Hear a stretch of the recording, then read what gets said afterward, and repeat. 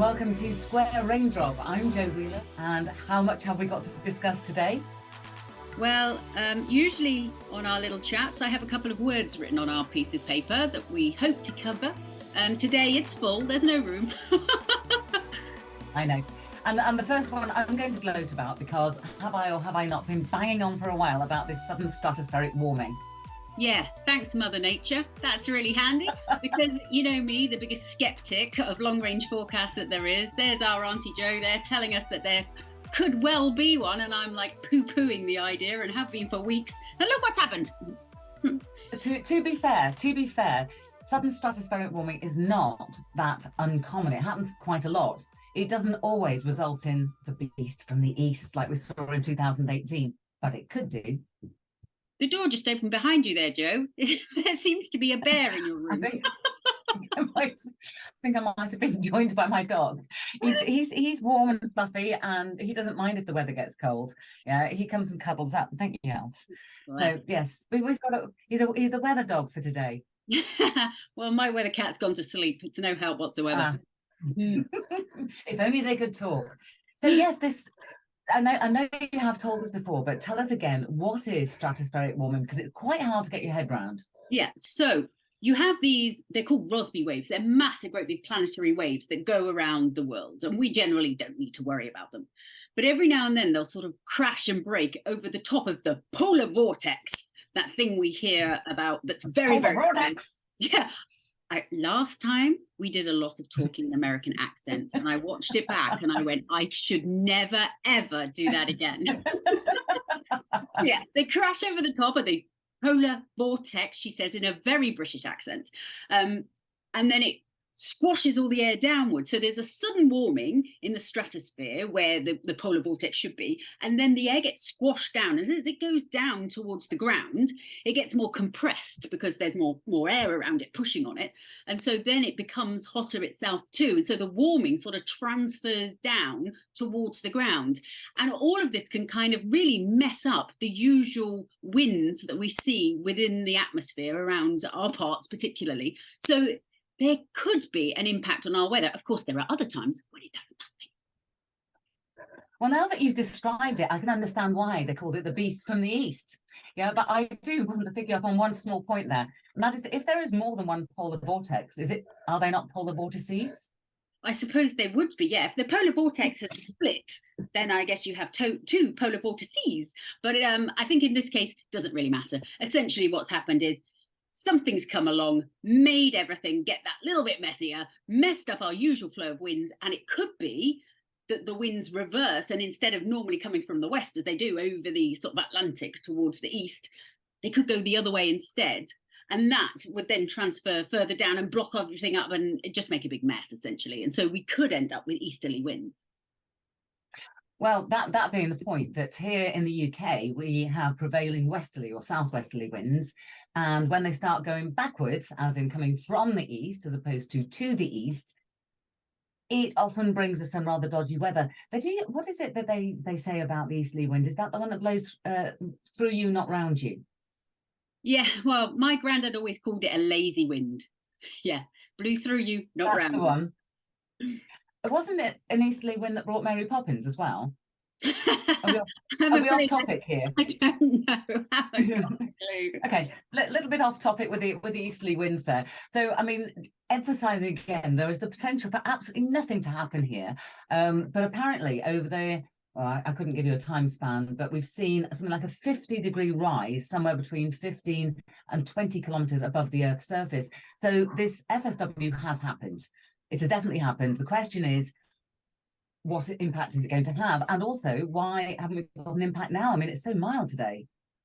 Yes, well, those will be those mild southwesterly prevailing winds that you mentioned before. So we generally in this country, we have a flow of air up from the southwest, which is why our climate across the British Isles is generally a lot milder than elsewhere across the same latitude. So if you head over towards Canada, they are so much colder on this latitude. But here, because we have this mild southwesterly flow, generally it's milder. And today, we're getting up to about 15 degrees, we think, Jo. Norfolk, that's crazy. I know. For February. I know, mad for the time of year. And the trouble is, you get lulled into a sense of false security because you say a spring day, I was thinking I might mow the lawn today. And then you're thinking, oh, it's about time to start planting some things. I'd hang on a second. And I mean, 2018 was exactly the same. The dates were very similar, weren't they? For the stratospheric warming, Oh, well, the beast from the east. When we had the beast from the east last time, what were the dates? it was 2018, and it was the end of February, about February the 24th to the beginning of March. So yeah, very similar, because it hasn't hit us yet, essentially. You know, we're waiting to see if there's an effect. So by then, we could well be in that same time slot. If you were going to put any money on it, Joe, which way would you jump? For the cold weather. You'd go cold. Well, in that case, I've got to go no effect. Let's see who's right. Okay. And remembering, of course, there is no science available at this stage to tell us one way or the other. We're literally just, we'll give it a swing. Meanwhile, in Argentina, they've seen some fairly dramatic cold weather. Well, they saw some rather dramatic warm weather first. That was the issue. It was only a few days in between. So Tuesday, Valentine's Day, when they're all trying to give each other flowers, they're all wilting because it was 33 degrees. Fast forward to yesterday, Friday, the maximum 16. And at night time, it dropped down to 9. So what a change from 33 degrees down to 9 at night. Mind you, you say that. My daughter's just come back from New York. She was there for a week. And as they headed out, their friend, who was celebrating his 30th birthday, which was the reason for the trip, said, prepare for the coldest weather you've ever experienced. Bring coats. So they arrived, it was -14. But with the wind chill, it was like -20. And by the end of the week, they were in T-shirts and it was 17 degrees. What is going on with the world? Yeah, that's just balmy weather. But places like that, where you're sort of on the end of a huge continent, they have that change. Because if the air comes from over the continent, say comes from Canada down towards New York, yes, it'll be really cold. But if it comes in from the sea, you know, the sea doesn't heat up and cool down as quickly as elsewhere. So it will be a lot milder. So it depends where you're positioned as well. If you're on a tiny island like Hawaii in the middle of the sea, you've probably got fairly standard weather throughout the year. And New Zealand seems to be seeing some dramatic weather at the moment as well.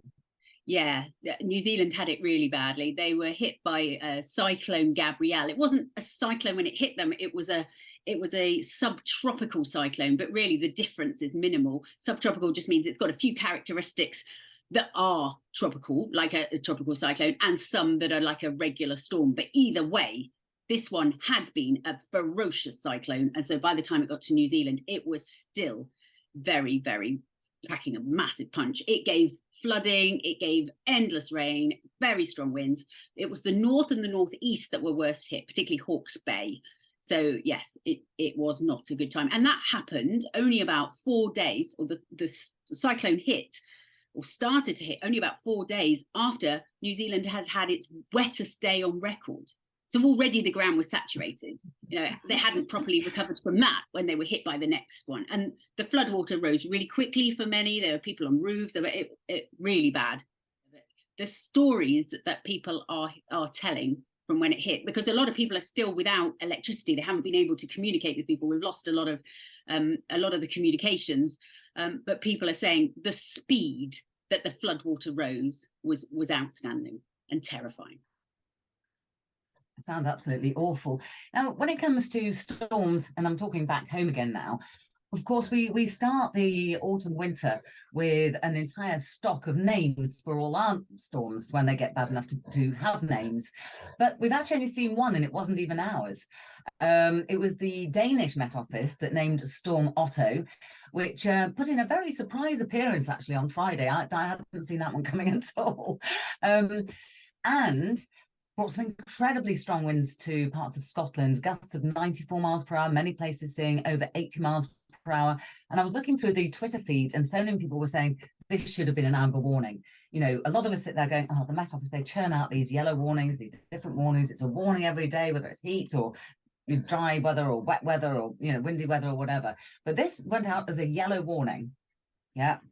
And then there were these incredible gusts. Now, as our old boss used to say, you know, it's Scotland, they just put on another string vest.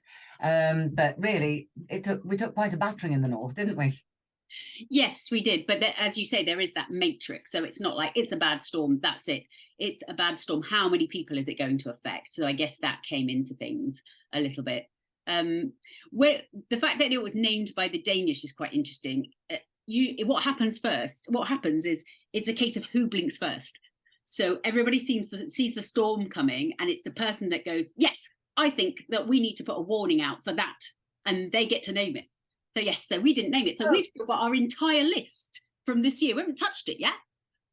No, we haven't. I mean, it's brand new, pristine. We can keep it for 2023. Start there. Yeah. Bit different from last year, hey? Do you remember this week? Yes. Didn't we have? Was it this week that we had last week? But yes, a week ago. A year ago. Oh my God. Look, let's be honest, it's a Saturday morning. It's a bit of a struggle, isn't it? Right. So looking at this period of time, exactly a year ago, or a year and a week ago, we had what, 3 storms in a week? 3 storms in a week. We had Dudley, Eunice, and Franklin. 3 of them, and Eunice was arguably the worst. 122-mile-an-hour gusts from that, and that was on the Isle of Wight. So very, very strong winds. And actually, I went to the Hawke Conservancy. Is that how you say it? The conservation place. There's a hawk one. I didn't see a single hawk, actually. I saw owls, vultures, kestrels, not a hawk. But anyway, it's the Hawke Conservation Place, not far from here. And they're still rebuilding from those storms. Like, it hit them so badly. So many trees were down. So yeah, it was severe. And especially having 3, one after each other. You know, that was really bad luck. Absolutely. And it's really quite bizarre that we haven't really had so many storms this year. I mean, as you say, Met Éireann are fairly good at spotting a storm that's coming, particularly if it's coming from the west. We've had a couple of French storms named, which have affected southern parts. But this is the first time I've ever known the Danish Met Office get in on the act and get there first. And like I say, we've been kind of sitting back, twiddling our thumbs, going, yeah, well. Sometimes, though, these storms do intensify as they come across us. So if they're coming across us, intensifying, heading towards sort of, I mean, this one didn't move across Northern Europe. So there is a chance it was like intensifying, and maybe Denmark was going to get some worse winds than us. And so that's why they needed to issue a warning.